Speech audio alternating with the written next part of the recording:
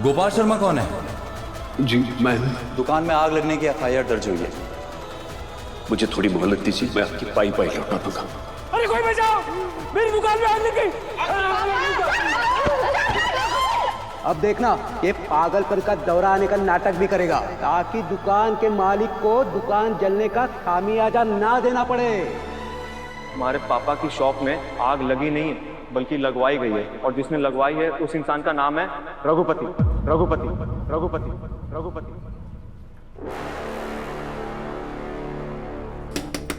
Rajni aunty, दरवाजा खोलिए।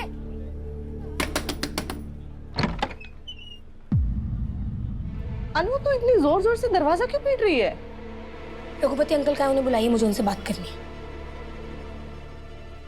बुलाइए प्लीज। आज तक मैंने अनु को इतने गुस्से में नहीं देखा है। बात क्या है? रघुपति अंकल, रघुपति अंकल बाहर आइए। रजनी कौन है?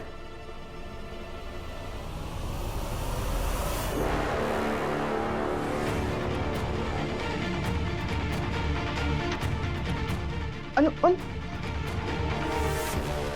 तू यहाँ क्या कर रही है? आपसे पूछने आई हूँ कि आप इस हद तक कैसे गिर सकते हैं। मतलब ये कि आप एक अच्छे इंसान नहीं है तो मैं हमेशा से जानती थी, पर आप इतने बुरे हो सकते हैं ये मैंने कभी नहीं सोचा था।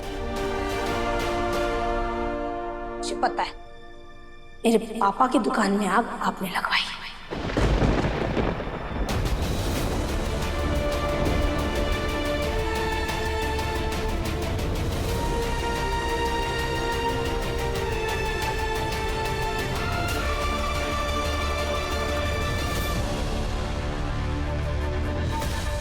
क्या बकवास कर रहे हो तुम? बकवास नहीं कर रही, सच कह रही हूँ।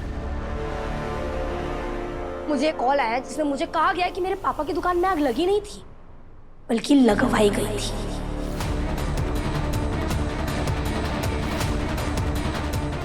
लगवाने वाले और कोई नहीं, आप हैं।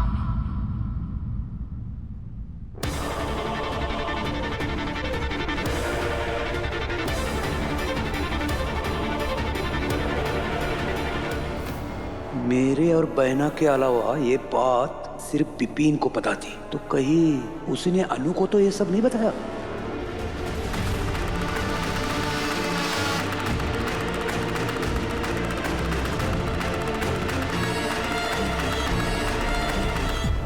अनु बच्चे मेरी बात सुन। रघुपति भैया ने ऐसा कुछ नहीं किया होगा, तुझे गलतफहमी हुई है ना रजनी आंटी, तो फिर ठीक है, मैं इस बात की ना तय तक जाऊंगी, और अगर सारा किया धरा इनका निकला ना तो इन्हें मैं खींच कर पुलिस स्टेशन भी ले जाऊंगी, पुलिस वालों के हवाले भी कर दूंगी। ये वादा है गोपाल शर्मा की बेटी का।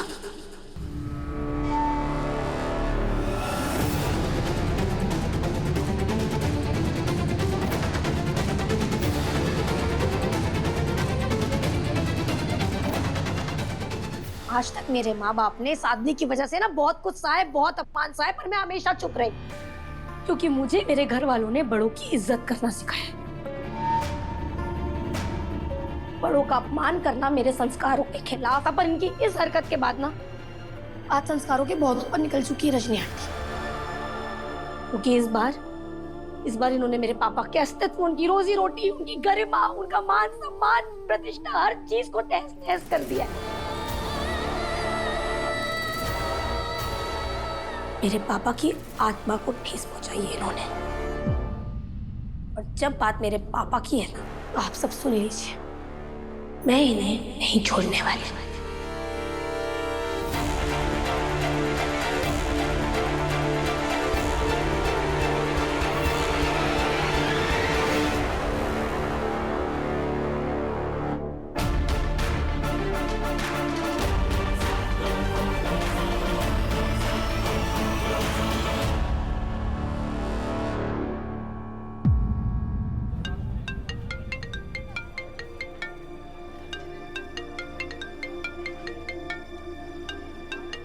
नीतू दी,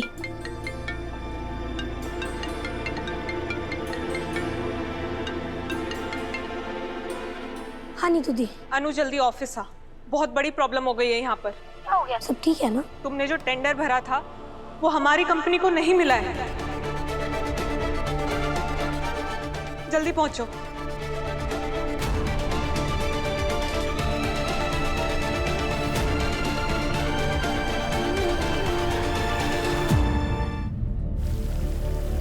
ऐसा नहीं होना चाहिए था, हमें टेंडर नहीं खोना चाहिए था। ये कंपनी के लिए ना बहुत बड़ा नुकसान है। भैया को क्या बोलूं? हर्ष, तुम समझने की कोशिश क्यों नहीं कर रहे हो? इससे तुम्हारा कोई लेना देना नहीं और तुम्हारी कोई गलती भी नहीं है।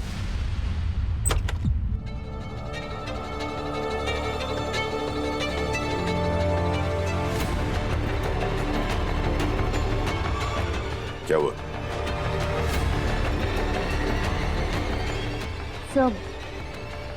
सब बात ये है कि कल जो हमारी कंपनी ने टेंडर भरा था वो हमें नहीं मिला, हमें नहीं मिला, हमें नहीं मिला, हमें नहीं मिला।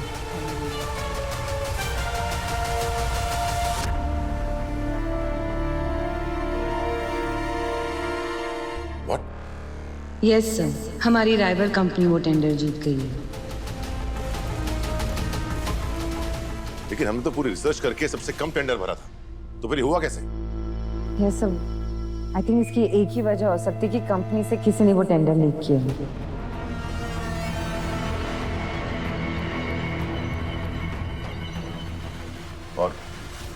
और ये कर कौन सकता है? सर ये बात तो अनु ही बता सकती है।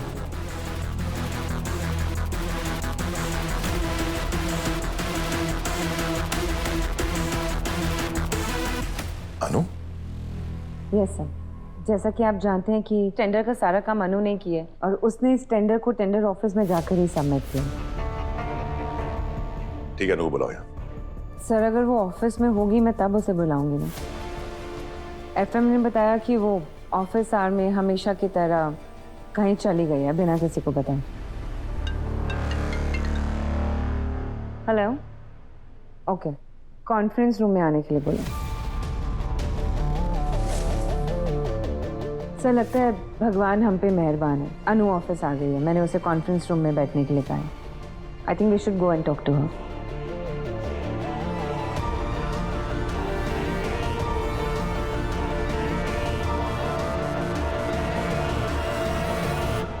अनु, मैंने तुम्हें टेंडर की फाइल दी थी, वो तुमने टेंडर ऑफिस में ही सबमिट कराई थी ना? जी मैम। पर तुम्हें आने में जरूरत से ज्यादा वक्त लगा, तो सच सच बताना कि तुम कहाँ रुकी थी।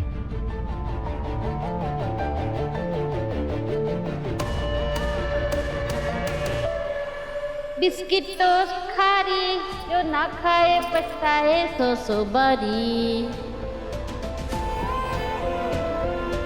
आप बस घर जाओ, खुद का ध्यान रखो और पापा का ध्यान रखो। मैं पैसों का इंतजाम कर लूंगी।